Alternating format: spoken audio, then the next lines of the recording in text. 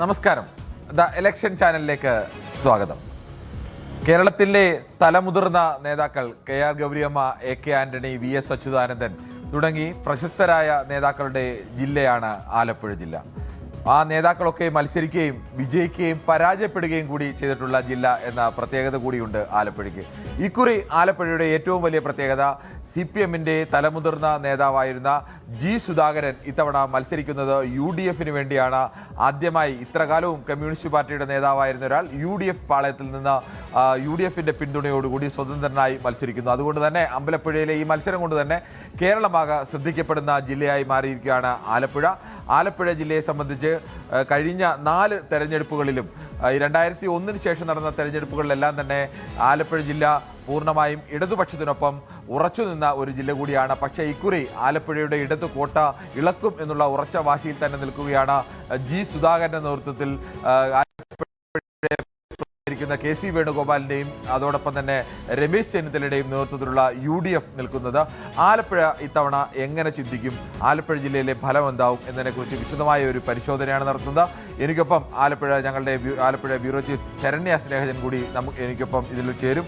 ഏതെല്ലാം സാധ്യതകളാണ് LDF-നുള്ളത്, LDF വിജയം ഉറപ്പിച്ച മണ്ഡലങ്ങൾ ഏതെല്ലാം, UDF ഉറപ്പിച്ച മണ്ഡലങ്ങൾ ഏതെല്ലാം, സാധ്യത കാണുന്ന മണ്ഡലങ്ങൾ ഏതെല്ലാം, രണ്ടുപേരും കൈവിട്ട മണ്ഡലങ്ങൾ ഏതെല്ലാം, ഇതെല്ലാം നമുക്ക് വിശദമായി തന്നെ പരിശോധിക്കാം. ആദ്യം ആലപ്പുഴയിൽ ആകെ 9 സീറ്റാണുള്ളത്. 2011 ശേഷമാണ് 9 സീറ്റിലേക്ക് വന്നത്. അതിനു മുമ്പ് 11 സീറ്റുകളായിരുന്നു ആലപ്പുഴയിൽ ഉണ്ടായിരുന്നത്. ഡീലിമിറ്റേഷന് ശേഷമാണ് ഇപ്പോൾ വീണ്ടും ഒരു ഡീലിമിറ്റേഷൻ ചർച്ചകളൊക്കെ നടക്കുന്ന സമയത്താണ് പഴയ ഒരു ഡീലിമിറ്റേഷൻ, അത് 2011 അത് നിലവിൽ വന്നത്. അതിനുശേഷം 9 സീറ്റായി കുറഞ്ഞു. 11 സീറ്റ് ഉണ്ടായിരുന്നപ്പോൾ അവിടെ ഉണ്ടായിരുന്നത് പന്തളമായിരുന്നു, മാരാരിക്കുളമായിരുന്നു. പ്രശസ്തമായ VS അച്യുതാനന്ദൻ പരാജയപ്പെട്ട മാരാരിക്കുളം മണ്ഡലം, ആ മണ്ഡലം ഇപ്പോൾ ഇല്ല. പന്തളം മണ്ഡലം ഇവിടെ നിന്ന് ആലപ്പുഴ ജില്ലയിൽ നിന്ന് അങ്ങനെ ഒരു മണ്ഡലമില്ല. അങ്ങനെ ശേഷം ഉണ്ടായത് 9 മണ്ഡലങ്ങളാണ്. അരൂർ, ചേർത്തല, ആലപ്പുഴ, അമ്പലപ്പുഴ, കുട്ടനാട്, ഹരിപ്പാട്, കായംകുളം, മാവേലിക്കര, ചെങ്ങന്നൂർ, ഇങ്ങനെയാണ് 9 മണ്ഡലങ്ങൾ. ഈ 9 മണ്ഡലങ്ങളിൽ ഫലം, കഴിഞ്ഞ തെരഞ്ഞെടുപ്പുകളുടെ ഫലം കൂടി ആദ്യം ഒന്ന് പരിശോധിക്കാം. ആദ്യം 2001 ഫലം. 2001 99+ ഇവിടെ ഒരു വിമതൻ അടക്കം, കോൺഗ്രസ് വിമതൻ അടക്കം, MA വാഹിദ് അടക്കം വിജയിച്ച് 100 സീറ്റോടുകൂടി AK ആന്റണി സർക്കാർ അധികാരത്തിലേക്ക് വരുന്നത്. കോൺഗ്രസ് സമീപകാലത്ത് നേടിയ ഏറ്റവും വലിയ വിജയം അതായിരുന്നു. അതിനുശേഷം കോൺഗ്രസിന് അങ്ങനെ ഒരു വിജയം UDF-ന് നേടാൻ കഴിഞ്ഞിട്ടില്ല. അതിൻ്റെ കാലത്ത് 3 സീറ്റ് മാത്രമാണ് LDF ലഭിച്ചത്. 8 സീറ്റുകൾ ലഭിച്ചത്, അന്ന് 8, 3, 11 സീറ്റുകൾ ഉണ്ടായിരുന്നു. 8 സീറ്റുകൾ ലഭിച്ചത് UDF-നായിരുന്നു. 2006 അവിടുത്തെ പിക്ചർ പൂർണ്ണമായും മാറുകയാണ്. അന്ന് LDF-ന് 7 സീറ്റ് ലഭിക്കുമ്പോൾ UDF-ന് 4 സീറ്റുകളാണ് ലഭിക്കുന്നത്. 2011 ആയപ്പോഴേക്കും വീണ്ടും LDF 7 സീറ്റ് നിലനിർത്തുമ്പോൾ ഇത് ഇവിടെ ഉണ്ടായിരുന്ന 11 എന്നുള്ളത് ഇത് 9 താഴ്ന്നു.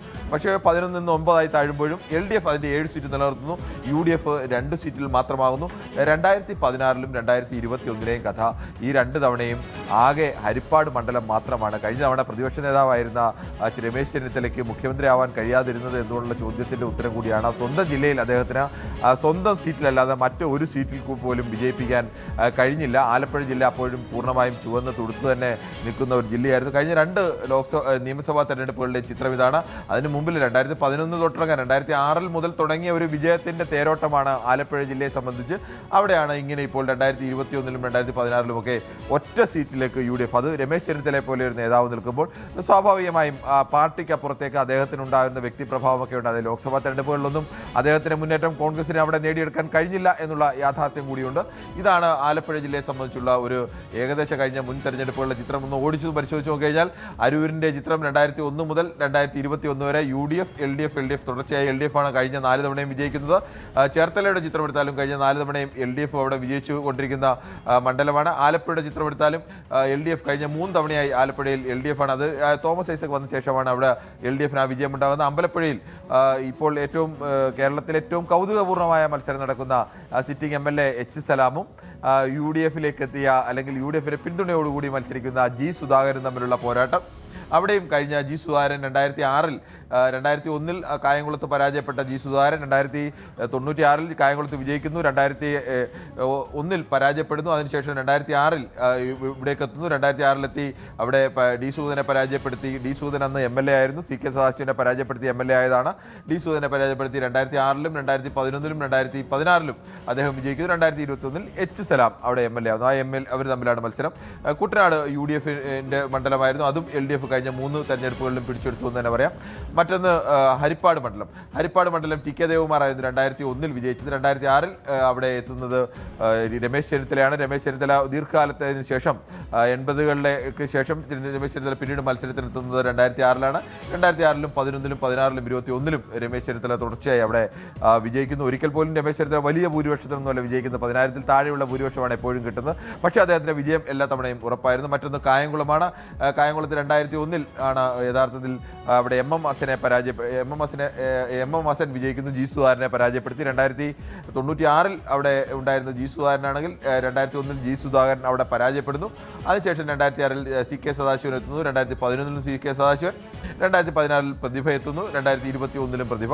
പിന്നീട് മാവേലിക്കര UDFന്റെ M മുരളി ദീർഘകാലം ഉണ്ടായിരുന്ന മണ്ഡലമാണ്. അത് സംവരണ മണ്ഡലമായി പിന്നീട് മാറുന്നു. സംവരണ മണ്ഡലമായി മാറിയ ശേഷം 2 തവണ രാജേഷ് വിജയിക്കുന്നു. കഴിഞ്ഞ തവണ അരുൺകുമാർ വിജയിക്കുന്നു. ഇപ്പോഴും അരുൺകുമാർ തന്നെയാണ് മത്സരിക്കുന്നത്. മറ്റൊന്ന് ചെങ്ങന്നൂരാണ്. ചെങ്ങന്നൂരിൽ ഇതുപോലെ UDFന്റെ ശോഭന ജോർജ് ദീർഘകാലം ഉണ്ടായിരുന്ന മണ്ഡലം. അതിനുശേഷം PC വിഷ്ണുനാഥ് ജയിച്ച മണ്ഡലം. അവിടെ PC വിഷ്ണുനാഥിൽ നിന്നും ആ മണ്ഡലം പിടിച്ചെടുക്കുന്നു. 2016 അത് KK രാമേന്ദ്രൻ നായരായിരുന്നു. KK രാമേന്ദ്രന്റെ മരണശേഷം സജി ചെറിയാൻ വരുന്നു. സജി ചെറിയാൻ ഈ വിജയം ഉപതെരഞ്ഞെടുപ്പിലും അതിനുശേഷം 2021 വിജയം ആവർത്തിക്കുന്നു.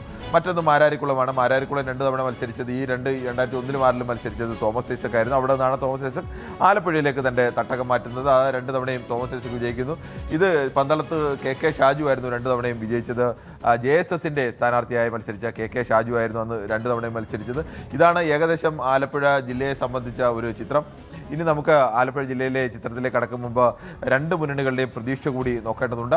പ്രാഥമികമായി ആലപ്പുഴയിൽ LDFന്റെ പ്രതീക്ഷ ഉറപ്പായി LDF പ്രതീക്ഷിക്കുന്നത് മാവേലിക്കര, ചെങ്ങന്നൂർ, ചേർത്തല, ആലപ്പുഴ ഈ 4 മണ്ഡലങ്ങളാണ് ഇത്തവണ ഉറപ്പായും പ്രതീക്ഷ. കഴിഞ്ഞ തവണ 8 മണ്ഡലങ്ങൾ കിട്ടിയ സ്ഥലത്ത് 4 മണ്ഡലങ്ങൾ ഉറപ്പ് ജയിക്കും, ഒരു കാരണവശാലും സംശയമില്ല എന്ന് LDF കരുതുന്നു. അവർ സാധ്യത കാണുന്നു കായംകുളവും അരൂരും ജയിക്കുമെന്നുള്ള സാധ്യതയാണ്. കായംകുളത്ത് കൂടുതൽ സാധ്യത കാണുന്നു, അരൂർ അല്പം കൂടി കുറച്ച് സാധ്യത കാണുന്നു. കടുത്ത മത്സരം നേരിടുന്നു അല്ലെങ്കിൽ പരാജയപ്പെടുന്നു എന്ന് സാധാരണ ഇതിൽ CPM അങ്ങനെ പരാജയം വിലയിരുത്തുന്നതിന് പകരം കടുത്ത മത്സരമാണ്, ചിലപ്പോൾ ജയിച്ചേക്കാം എന്നൊക്കെ സാധ്യത കാണുന്നു. ഒന്ന് ഹരിപ്പാടാണ്.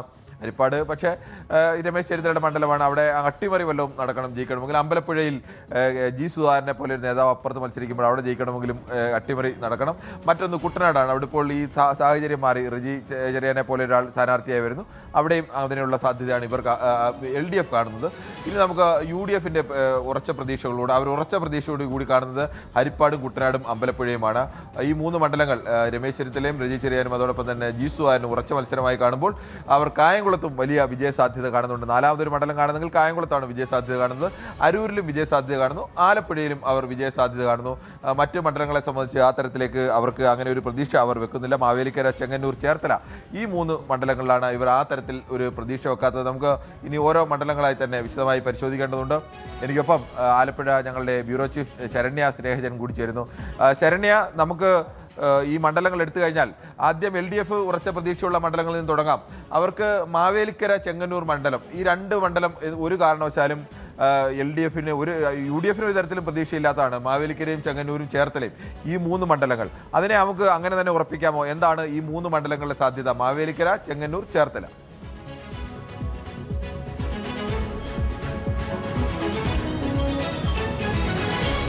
കിരൺ നേരത്തെ സൂചിപ്പിച്ചതുപോലെ തന്നെ ആലപ്പുഴ ഇത്തവണ കഴിഞ്ഞ എല്ലാ തെരഞ്ഞെടുപ്പുകളിലും തുടർച്ചയായ തെരഞ്ഞെടുപ്പുകളിലായി പ്രത്യേകിച്ച് LDFന് അധികാരത്തിലേറ്റാൻ നിർണായകമായ സംഭാവന നൽകിയിട്ടുള്ള ജില്ലകളിലൊന്നാണ്. കാരണം 9 സീറ്റുകളിൽ 8 സീറ്റും ഇടതുപക്ഷം തുടർച്ചയായി നേടുന്ന ജില്ല എന്ന പ്രത്യേകത കൂടി ഉണ്ടായിരുന്നു. അത് പ്രധാനമായും അതിൽ പ്രധാന കണ്ണികളായി പ്രവർത്തിച്ചിരുന്നവർ തോമസ് ഐസക്കും ജി സുധാകരനുമായിരുന്നു. കാരണം അവരുടെ നേതൃത്വത്തിലേക്ക് ഈ സംവിധാനം കടന്നു വന്നതോടുകൂടിയാണ് ആലപ്പുഴ, പ്രത്യേകിച്ച് അമ്പലപ്പുഴ മണ്ഡലം ഒരു ഒരു UDF അനുകൂല മണ്ഡലമായിരുന്നു. അമ്പലപ്പുഴയും ആലപ്പുഴയും KC വേണുഗോപാലൊക്കെ നിരന്തരം മത്സരിച്ച് ജയിച്ചിരുന്ന ഒരു സ്ഥലമായിരുന്നു. അപ്പോൾ അവിടെ നിന്നും ഈ 2 പേർ നിന്ന് ആ മണ്ഡലങ്ങൾ പിന്നീട് തുടർച്ചയായി പിടിച്ചെടുക്കുകയും പിന്നീട് വന്ന അവരുടെ അടുത്ത തലമുറയിലേക്ക് വരുമ്പോൾ സലാമും ഒപ്പം തന്നെ PP ചിത്തരഞ്ജനും ആ മണ്ഡലങ്ങൾ നിലനിർത്തുകയും ചെയ്തു എന്നുള്ള പ്രത്യേകതയാണ്. പക്ഷേ ഇത്തവണ ആലപ്പുഴ ജില്ലയിൽ കടുത്ത മത്സരം എല്ലായിടങ്ങളിലും നടക്കുന്നു എന്നുള്ളതാണ് യാഥാർത്ഥ്യം. അതിൽ CPM പ്രതീക്ഷയോടെ നോക്കുന്ന സീറ്റുകളൊന്ന് ആലപ്പുഴയിൽ നിന്നുള്ള സംസ്ഥാന സെക്രട്ടേറിയറ്റ് അംഗം മത്സരിച്ച സജി ചെറിയാൻ മത്സരിക്കുന്ന ചെങ്ങന്നൂരാണ്. കാരണം ചെങ്ങന്നൂര് സജി ചെറിയാനിലൂടെ നിലനിർത്തി പോകാം എന്നൊരു പ്രതീക്ഷ അവിടെ LDF പുലർത്തുന്നുണ്ട്. കാരണം കഴിഞ്ഞ തവണ സജി ചെറിയാൻ ലഭിച്ച ഒരു ഭൂരിപക്ഷം തന്നെയാണ് ഓരോ ഘട്ടത്തിലും ഉപതെരഞ്ഞെടുപ്പിലൂടെ KK രാമേന്ദ്രനാഥിന്റെ മരണത്തിലൂടെ കടന്നു വന്നു. ഉപതെരഞ്ഞെടുപ്പിലൂടെ സജി ചെറിയാൻ ആ മണ്ഡലം നിലനിർത്തുന്നു. അതിനുശേഷം പിന്നീട് വന്ന അടുത്ത തെരഞ്ഞെടുപ്പിലും സജി ചെറിയാൻ ഭൂരിപക്ഷം ഉയർത്തുകയാണ് ചെയ്തിട്ടുള്ളത്. അതുകൊണ്ട് തന്നെ ചെങ്ങന്നൂര് പ്രതീക്ഷയോടെ നോക്കുന്ന മണ്ഡലമാണ്. പക്ഷെ അങ്ങനെ പറയുമ്പോഴും ചില പ്രശ്നങ്ങൾ ചെങ്ങന്നൂരിൽ നിലനിൽക്കുന്നു എന്നുള്ളതാണ്. കാരണം BJP വളരെയധികം സ്വാധീനമുണ്ടാക്കിയ ഒരു മണ്ഡലമാണ് ചെങ്ങന്നൂർ. കാരണം അവിടെ 9 പഞ്ചായത്തുകളിൽ 5 ഇടത്ത് BJP ആണ് ഭരിക്കുന്നത്. BJPക്ക് വലിയ വേരോട്ടമുള്ള ശ്രീധരൻപിള്ള മത്സരിച്ച സമയത്ത് 42,000-ഓളം വോട്ടുകൾ പിടിച്ച ഒരു സ്ഥലം കൂടിയാണ് അവിടെ. അതുകൊണ്ട് BJP അവിടെ കൃത്യമായ വോട്ടുകൾ അവരുടെ പെട്ടികളിലേക്ക് വീണാൽ സജി ചെറിയാനെ സംബന്ധിച്ചിടത്തോളം മത്സരം ടഫാണ് എന്ന് തന്നെ നമുക്ക് പറയേണ്ടിയിരിക്കുന്നു. കാരണം അവിടെ ഇത്തവണ UDFന് വേണ്ടി മത്സരിച്ചത് എബി കുര്യാക്കോസ് ആണ്.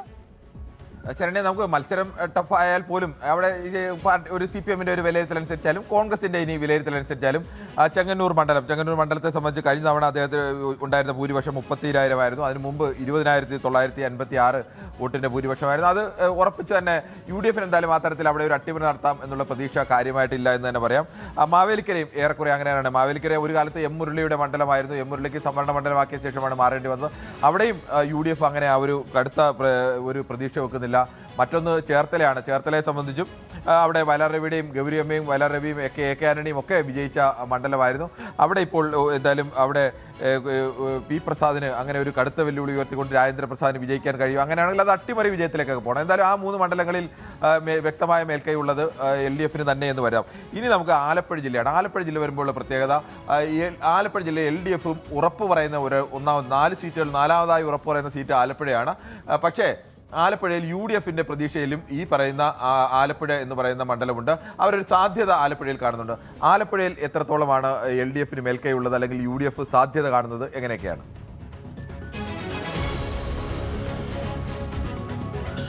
കിരൺ, ആലപ്പുഴ ജില്ലയിൽ LDFനെ സംബന്ധിച്ചിടത്തോളം ഏറ്റവും ഷ്യൂരിറ്റിയുള്ള മണ്ഡലങ്ങളിൽ ഒന്ന് ഈ മാവേലിക്കരയാണ്. മാവേലിക്കരയ്ക്ക് അപ്പുറത്തേക്ക് എല്ലായിടത്തും ഇത്തവണ മത്സരം നടക്കുന്നുണ്ട് എന്നുള്ളതാണ് യാഥാർത്ഥ്യം.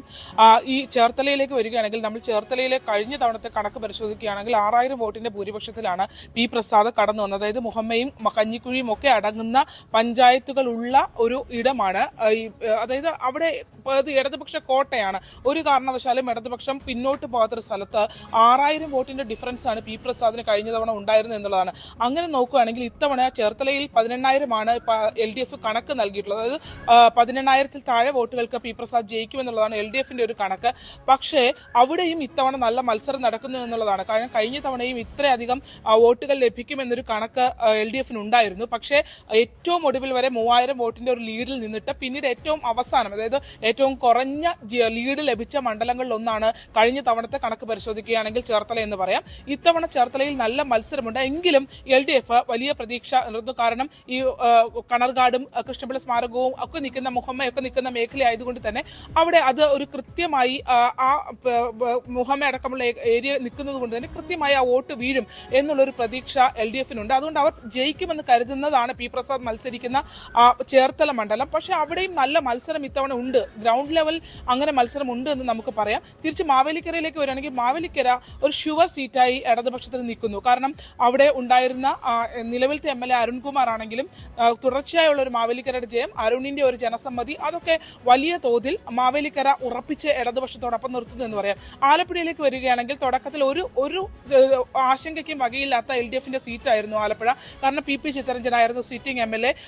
ജനങ്ങളുമായി വളരെയധികം ബന്ധമുള്ള ഒരാളാണ് PP ചിത്തരഞ്ജൻ. MLA എന്നുള്ള നിലയിൽ നല്ല പെർഫോമൻസ് കാഴ്ചവെച്ച ഒരാൾ കൂടിയായിരുന്നു. അവിടെ മറ്റൊരു തന്ത്രം ഉപയോഗിച്ച് UDF അവിടെ അവിടേക്ക് ഒരു യുവത്വത്തെ ഇറക്കി, പ്രത്യേകിച്ച് മുഖ്യമന്ത്രിയുടെ ഗൺമാന്മാരുടെ ആക്രമണത്തിന് വിധേയനായ ആ മാധ്യമങ്ങളിലൂടെയൊക്കെ ഏറെ ശ്രദ്ധിക്കപ്പെട്ട AD തോമസിനെ അവിടെ മത്സരത്തിലേക്ക് ഇറക്കിയതോടെയാണ് ചിത്രം മാറുന്നത്. കാരണം മത്സ്യത്തൊഴിലാളിയായ ഒരു യുവാവ്, മത്സ്യത്തൊഴിലാളി വിഭാഗത്തിൽ നിന്നുള്ള KSUവിന്റെ ജില്ലാ പ്രസിഡന്റായ, എല്ലാ കാലത്തും ലാറ്റിൻ വിഭാഗത്തിൽ നിന്നുള്ള ആളുകളെയാണ് അവിടെ കൂടുതലായി പരിഗണിക്കാറുള്ളത്. ഇത് ലാറ്റിനുമാണ്, അതോടൊപ്പം തന്നെ ആ വിഭാഗത്തെ പ്രതിനിധാനം ചെയ്യുന്നു. അതിനോടൊപ്പം മറ്റൊരു സഹതാപ വോട്ടുകൾ നേടാൻ കഴിയുന്ന ആൾ മത്സ്യത്തൊഴിലാളി വിഭാഗത്തിൽ നിന്നൊരാൾ.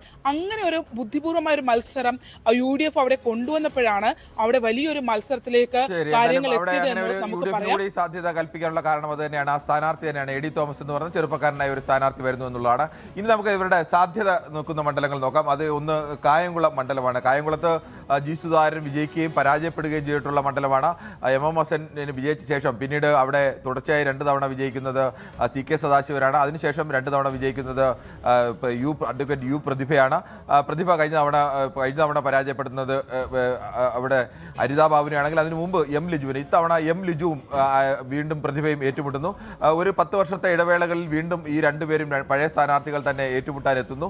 രണ്ടുപേരും ഒരുപോലെ സാധ്യത, ഇതിപ്പോൾ LDFും സാധ്യത കാണുന്ന മണ്ഡലമാണ്, UDFും സാധ്യത കാണുന്ന മണ്ഡലമാണ്. രണ്ടു കൂട്ടരും ഒരുപോലെ തന്നെ, രണ്ടുപേരുടെ കണക്കും ഒരുപോലെ തന്നെ. കായംകുളം മുനിസിപ്പാലിറ്റിയും കൃഷ്ണപുരം പഞ്ചായത്തും കൊണ്ട് തന്നെ വിജയം ഉറപ്പ് എന്ന് പറയുന്നു. മറ്റുള്ളിടത്തെല്ലാം ഇനി പരാപരം വോട്ട് നിന്നാൽ പോലും വിജയിക്കാമെന്ന് UDF കരുതുമ്പോൾ LDF അങ്ങനെയല്ല കരുതുന്നത്. കായംകുളം മുനിസിപ്പാലിറ്റി ഒഴികെ ബാക്കി എല്ലാ പഞ്ചായത്തുകളും പിടിച്ച് വിജയം ഉറപ്പാണ് എന്ന് LDFും കണക്കൂട്ടുന്നൊരു മണ്ഡലമാണ്.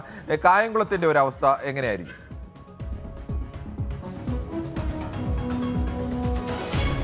കായംകുളം നമുക്ക് ഈ പ്രവചനാതീതമായ ഒരു മണ്ഡലം എന്ന് തന്നെ പറയാം. ഇത്തവണ അങ്ങനെ ഒരു മത്സരമായിരുന്നു കായംകുളത്ത് ഉണ്ടായിരുന്നത്.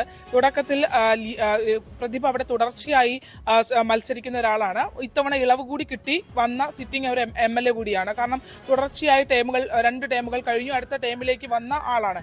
അപ്പോൾ സ്വാഭാവികമായും MLA എന്നുള്ള നിലയിൽ പ്രതിഭയ്ക്ക് ആ പ്രദേശത്തുള്ള ഒരു ബന്ധം, പ്രത്യേകിച്ച് സ്ത്രീകളുമൊക്കെ ആയിട്ടുള്ള ഒരു ബന്ധം, അത് ഈ തെരഞ്ഞെടുപ്പിൽ പ്രതിഭയ്ക്ക് ഗുണം ചെയ്തിട്ടുണ്ട് എന്ന് പറയാം. പക്ഷേ അങ്ങനെ പറയുമ്പോഴും പ്രതിഭയ്ക്കുള്ളൊരു തിരിച്ചടി, അവിടെ സംഘടനാപരമായി പല പാളിച്ചകളും CPM-ന് ഉണ്ട് എന്നുള്ളതാണ്. MLA-യും പാർട്ടിയുമായിട്ടുള്ള തർക്കങ്ങൾ, അങ്ങനെ പല കാര്യങ്ങൾ അവിടെ നിഴലിച്ചു നിൽക്കുമ്പോഴും കഴിഞ്ഞ തവണയും വലിയ മാർജിനൊന്നുമില്ലെങ്കിലും അന്ന് മത്സരിച്ച അരിത ബാബു അതൊരു പുതിയ സ്ഥാനാർത്ഥിയായിരുന്നു. യൂത്ത് കോൺഗ്രസിലെ തന്നെ ഒരു പെൺകുട്ടിയാണ് അവിടെ അന്ന് യുവതിയാണ് മത്സരിച്ചത്. അന്ന് വളരെ തുച്ഛമായ വോട്ടിനാണ് പ്രതിഭ കടന്നു വന്നത്. പക്ഷേ M. ലിജുവിനെ സംബന്ധിച്ച് വരുമ്പോൾ M. ലിജു കായംകുളത്തുകാർക്ക് ഒട്ടും പരിചിതനല്ലാത്ത ഒരു നേതാവാണ്. തുടക്കത്തിൽ ലിജുവിന് നല്ല ഒരു എഡ്ജ് ഈ തെരഞ്ഞെടുപ്പിൽ ഉണ്ടായിരുന്നു. പക്ഷേ പ്രതിഭയുടെ ആ വിവാദമടക്കമുള്ള വിഷയങ്ങൾ, അതായത് ലീഗ് നേതാവിന്റെ പരാമർശമടക്കമുള്ള വിഷയങ്ങൾ ചർച്ചയായതോടുകൂടി മത്സരം വീണ്ടും കടുക്കുന്ന ഒരു സാഹചര്യത്തിലേക്ക് വന്നു. പ്രതിഭ നിലവിലുള്ള ആ സൗഹൃദങ്ങളും ബന്ധങ്ങളും വെച്ച് തന്നെയാണ് വോട്ട് അഭ്യർത്ഥിക്കുന്നതെങ്കിൽ അതേസമയം നമുക്ക് രണ്ടു കൂട്ടരുടെ അവകാശവാദങ്ങൾക്ക് അവർക്ക് പറയാനായുള്ള കാരണങ്ങളുണ്ട്. അത് ഏകദേശം ലോജിക്കലായ കാരണങ്ങളാണ് എന്ന് തന്നെ കാണാം. നമുക്കിനി അരൂരിലേക്കാണ് അടുത്തത് എത്തേണ്ടത്. അരൂര് KR ഗൗരിയമ്മയെ പോലെ കേരളം കണ്ട ഏറ്റവും വലിയൊരു നേതാവിനെ 6 തവണ വിജയിപ്പിക്കുകയും 7ാം തവണ പരാജയം AM ആരിഫിനോട് പരാജയപ്പെടുകയും എല്ലാം ചെയ്ത ഒരു മണ്ഡലമാണ്. അവിടെ ദലീമയും സിറ്റിംഗ് MLA ദലീമയും അതോടൊപ്പം തന്നെ ഷാനിമോൾ ഉസ്മാൻ അവിടെ നിന്ന് വിജയിക്കുകയും പരാജയപ്പെടുകയും ചെയ്തതാണ് അവിടുത്തെ മത്സരത്തെ. അവിടെയും രണ്ടു കൂട്ടരും ഒരുപോലെ അരൂരിനെ സാധ്യതയായി കാണുന്നു. രണ്ടു കൂട്ടരും LDFും UDFും ഒരുപോലെ. അത് കായംകുളവും അരൂരുമാണ്. രണ്ടുപേരും ഉറപ്പായും ജയിക്കും എന്ന് കാണുന്ന ഒരു മണ്ഡലം. അരൂരിൻ്റെ പൊളിറ്റിക്സ് എങ്ങനെയാവാനാണ് കൂടുതൽ സാധ്യത എന്നാണെന്ന് ചുരുക്കി പറഞ്ഞാൽ?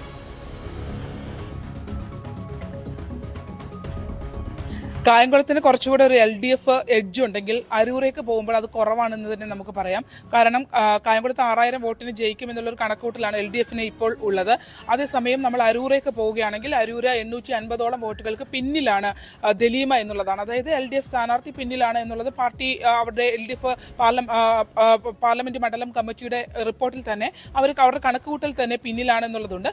അവിടെ നല്ല രീതിയിലുള്ളൊരു ഹോപ്പ് UDF വെച്ച് പുലർത്തുന്നുണ്ട്. LDFനെ ഹോപ്പുള്ള അല്ലെങ്കിൽ അപ്രതീക്ഷിതമായി ജയിച്ചാൽ ജയിക്കും എന്ന് കരുതുന്ന വലിയ പ്രതീക്ഷ LDF വെക്കാത്ത, എന്നാൽ UDF വളരെ പ്രതീക്ഷയോടെ കാണുന്ന ഒരു മണ്ഡലമാണ്. പുതുതായി പിടിച്ചെടുക്കാൻ കഴിയുമെന്ന് അവർ പ്രതീക്ഷിക്കുന്ന മണ്ഡലമാണ് അരൂര്.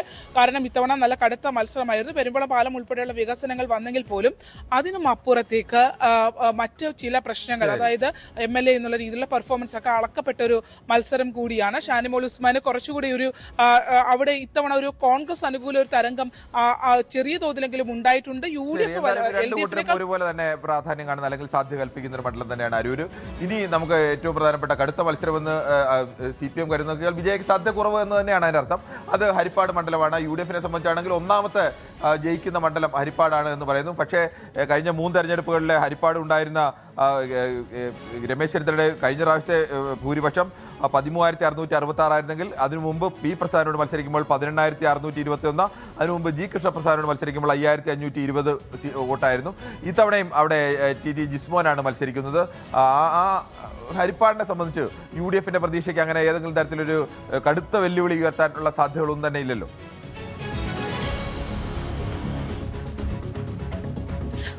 നിലവിലില്ല എന്ന് തന്നെ നമുക്ക് പറയാം. രമേശ് ചെന്നിത്തലയ്ക്ക് തന്നെയാണ് അവിടെ വിജയ സാധ്യതയുള്ളത്. പക്ഷേ ഹരിപ്പാട് ഇത്തവണ ശക്തമായ ഒരു ത്രികോണ മത്സരത്തിന് വേദിയായി എന്നുള്ളത് നമ്മൾ ശ്രദ്ധിക്കേണ്ടതാണ്. കാരണം സന്ദീപ് വാചസ്പതി ആയിരുന്നു NDA സ്ഥാനാർത്ഥിയായി BJP സ്ഥാനാർത്ഥിയായി അവിടേക്ക് കടന്നു വന്നത്. മുതുകുളം അടക്കമുള്ള മേഖലകളിലൊക്കെ വലിയ സ്വാധീനം, പ്രത്യേകിച്ച് തീരദേശ മേഖല, അതായത് നമ്മൾ തൃക്കുന്നപ്പുഴ മുതൽ അങ്ങ് വലിയഴിക്കൽ വരെയുള്ള തീരദേശ മേഖലകളിൽ വലിയ രീതിയിൽ BJPക്ക് ഒരു ഇൻവോൾവ്മെന്റ് ഉണ്ടാക്കാൻ കഴിഞ്ഞ ഒരു തെരഞ്ഞെടുപ്പ്. അത് കഴിഞ്ഞ പാർലമെന്റ് തെരഞ്ഞെടുപ്പ് അത് പ്രത്യക്ഷമാണ്. അപ്പോൾ അങ്ങനെ ഒരു ഇൻവോൾവ്മെന്റ് ഉണ്ടാക്കാൻ കഴിഞ്ഞ ശക്തമായ ത്രികോണ മത്സരം നടക്കുന്ന മണ്ഡലം. ത്രികോണ മത്സരമൊക്കെ ആയാലും നമുക്ക് സ്വാഭാവികമായും രണ്ടു കൂട്ടരെയും പ്രതീക്ഷയ്ക്കൊപ്പം തന്നെ നിൽക്കാം. എന്തായാലും അവിടെ UDFന്റെ ഉറച്ച മണ്ഡലം എന്ന് തന്നെയാണ് UDF കാണുന്നത്. ആ തരത്തിൽ തന്നെ വരാം. ഇനി നമുക്ക് ഏറ്റവും പ്രധാനപ്പെട്ട മണ്ഡലം അമ്പലപ്പുഴയാണ്. കേരളത്തിൽ ഏത് വിധേനയും പാർട്ടി മാറിയ ജി സുധാകരനെ പരാജയപ്പെടുത്താൻ വേണ്ടി പാർട്ടി മിഷന് മുഴുവൻ CPM ഉപയോഗിച്ചിട്ടും CPMന് ഇപ്പോഴും ഉറപ്പില്ല ആ ഒരു മണ്ഡലം വിജയിക്കാൻ കഴിയുമെന്ന്. UDF പക്ഷേ അവരുടെ ഉറച്ച സീറ്റായി തന്നെയാണ് അമ്പലപ്പുഴയെ കാണുന്നത്. അമ്പലപ്പുഴ ഉറപ്പായും ജയിക്കുമെന്ന് പറയുന്നു. എന്താണ് അതിലേതെങ്കിലും തരത്തിൽ മാറ്റമുണ്ടാവാനുള്ള സാധ്യത എങ്ങനെയെങ്കിലും കാണുന്നുണ്ടോ?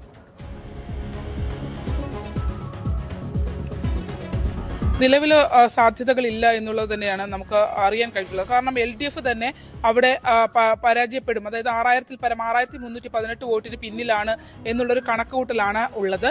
അതിനപ്പുറത്തേക്ക് ന്യൂനപക്ഷ വിഭാഗങ്ങൾ മറ്റെല്ലാം ഇപ്പോൾ ആലപ്പുഴ മണ്ഡലത്തിലടക്കം ന്യൂനപക്ഷ വിഭാഗങ്ങൾ LDFനെ, പ്രത്യേകിച്ച് SDPI LDFനെ പിന്തുണയ്ക്കുന്ന ഒരു സാഹചര്യം ഉണ്ടായിരുന്നു. പക്ഷേ ആലപ്പുഴയിലേക്ക് വരുമ്പോൾ ആലപ്പുഴ മണ്ഡലത്തിൽ ജി സുധാകരൻ ആ വോട്ട് ഭിന്നിച്ചു പോകുന്ന ഒരു സാഹചര്യമാണ് ഉണ്ടായിട്ടുള്ളത്. അതുകൊണ്ട് തന്നെ ആലപ്പുഴ പ്രത്യേകിച്ച് ജി സുധാകരനെ സംബന്ധിച്ചിടത്തോളം ഈ സംവിധാനങ്ങളെ വോട്ടാക്കി അല്ലെങ്കിൽ ജി സുധാകരൻ LDF വിട്ടു പോകുന്ന ഘട്ടത്തിൽ അത് മറ്റൊരു തരത്തിലുള്ള വികാരമായി മാറുമെന്നൊക്കെ കരുതുമ്പോഴും അങ്ങനെയല്ല. ഒന്ന് ആലപ്പുഴയിൽ ഒരു തുടർഭരണം എന്നുള്ള ആലപ്പുഴയിലെ CPM പ്രവർത്തകർക്കിടയിൽ തുടർഭരണം എന്നൊരു സാധ്യതയോട് അവർക്ക് വലിയ യോജിപ്പില്ല, മടുപ്പാണെന്ന് തന്നെ നമുക്ക് പറയാം. ഈ ആലപ്പുഴ ജില്ലയിലെ എല്ലാ മണ്ഡലങ്ങളിലും സംഭവിക്കാൻ പോകുന്ന ഒരു ഈ തെരഞ്ഞെടുപ്പ് കഴിഞ്ഞാൽ വരാൻ പോകുന്ന ഒരു ശ്രദ്ധേയമായ കണക്ക് LDFൽ നിന്ന് മറിഞ്ഞ വോട്ടുകളായിരിക്കും. കാരണം ഇത്തവണ തുടർഭരണത്തോട് വലിയ താല്പര്യമില്ലാത്ത രീതിയിലായിരുന്നു പ്രവർത്തകർ പോയത്. അതും ജി സുധാകരന് ഒരു പരിധിവരെ ഗുണം ചെയ്തിട്ടുണ്ട് എന്നുള്ളതാണ് അമ്പലപ്പുഴ മണ്ഡലത്തിൽ നമുക്ക് പറയാൻ കഴിഞ്ഞിട്ടുള്ളത്. അതിനപ്പുറത്തേക്ക് ജി സുധാകരൻ ഇത്രയും നാൾ തുടർച്ചയായി നിന്ന് അവിടെയും അവരുടെ രണ്ട് മുന്നണികളുടെയും സാധ്യത കൽപ്പിക്കുന്ന രീതിയിൽ തന്നെയായിരിക്കും നമുക്കും അതിനെ വിലയിരുത്താൻ കഴിയുക. എന്തായാലും നമുക്ക് നോക്കാം. ആകെ കഴിഞ്ഞ 2 തവണയും ഈ 9 സീറ്റിൽ 8 സീറ്റുകളും വിജയിച്ചുകൊണ്ടിരുന്ന LDFന് ഇത്തവണ ഏറ്റവും കുറഞ്ഞത് അവർ ഉറപ്പായി പറയുന്നത് 4 സീറ്റുകളാണ്. അത് 6 സീറ്റുകൾ വരെ വർദ്ധിക്കാം. അപ്പോൾ അങ്ങനെയാണെങ്കിൽ പോലും സ്വാഭാവികമായും LDFന് ആലപ്പുഴ ജില്ലയിൽ തിരിച്ചടി നേരിടാൻ തന്നെയാണ് സാധ്യത. LDFന്റെ കണക്കുകൾ തന്നെ UDFനെ സംബന്ധിച്ച് ആലപ്പുഴ എന്ത് കിട്ടിയാലും അത് വലിയ വിജയമാണ്. ഹരിപ്പാട് എന്ന ഒറ്റ മണ്ഡലത്തിൽ കഴിഞ്ഞ 2 തവണയും ഒതുങ്ങി നിന്നിരുന്ന UDFന് ഇത്തവണ 3 സീറ്റ് ഉറപ്പിച്ച് കിട്ടും എന്ന് അവർ ഉറപ്പിച്ച് പറയുന്നു. 3 സീറ്റ് കൂടി അവർ സാധ്യത കാണുന്നു. അപ്പോൾ 3 മുതൽ 6 വരെ സീറ്റുകൾ UDF പ്രതീക്ഷ വെക്കുമ്പോൾ 4 മുതൽ 6 വരെ 7 വരെ സീറ്റുകളാണ് LDF പ്രതീക്ഷ വെക്കുന്നത്. എന്തായാലും കഴിഞ്ഞ തവണ LDFനുണ്ടായിരുന്ന ഒരു വലിയ മേൽക്കൈയിൽ കുറവുണ്ടാകുന്നു എന്ന് തന്നെയാണ്. അത് എത്രത്തോളം വലിയ ആഘാതം ഏൽപ്പിക്കാൻ കഴിയും എന്നുള്ളത് UDFന്റെ പ്രകടനം പോലെയായിരിക്കും. UDFന് അത്തരം ഒരു പ്രകടനം കാഴ്ചവെക്കാൻ കഴിഞ്ഞാൽ സ്വാഭാവികമാർ നമ്മൾ ഇന്നലെ കൊല്ലം പരിശോധിച്ചതുപോലെ, തിരുവനന്തപുരം കഴിഞ്ഞ ദിവസം പരിശോധിച്ചതുപോലെ ഈ മണ്ഡലങ്ങളിലൊക്കെ ഈ 3 ജില്ലകളുടെയും ഏറ്റവും പ്രധാനപ്പെട്ട പ്രത്യേകത ഈ 3 ജില്ലകളിലും കൂടി ആകെ 4 MLAമാർ മാത്രമായിരുന്നു ഉണ്ടായിരുന്നത് UDFന്. ആ സ്ഥാനത്ത് നിന്നാണ് ഓരോ ജില്ലകളിലും 4ഉം 5ഉം MLAമാർ എന്ന അവസ്ഥയിലേക്ക് UDF ഇപ്പോൾ പ്രതീക്ഷ വർദ്ധിപ്പിക്കുന്നത്. എന്തായാലും തെരഞ്ഞെടുപ്പിന്റെ വോട്ടെണ്ണലിന് ശേഷം മാത്രമേ നമുക്ക് കൃത്യമായ ഫലം അറിയാൻ കഴിയൂ. നമുക്ക് മറ്റ് ഓരോ ജില്ലകളുടെയും വരും ദിവസങ്ങളിലും എങ്ങനെയാണ് സാധ്യതകൾ വിശദമായി തന്നെ പരിശോധിക്കാം. ഇന്നത്തെ ഇലക്ഷൻ ചാനൽ പൂർണ്ണമാകുന്നു. നമസ്കാരം.